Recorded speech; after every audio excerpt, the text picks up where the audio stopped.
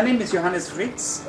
I'm biologist and responsible for this European Reintroduction project for the Northern Bald Ibis. A lot.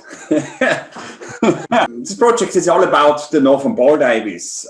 It's a ibis species which was for almost 20 years critically endangered in the wild. It's almost extinct with only one population remaining in Morocco. We get as much chicks as we want. This year we have 32 chicks, which are currently hand-raised by two foster mothers at Zoo Vienna.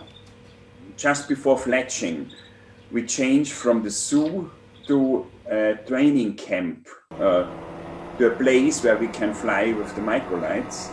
People can adopt a bird to support our project. Yeah, we have an adoption, quite successful adoption program. So in fact, each bird has at least one is adopted by at least one person.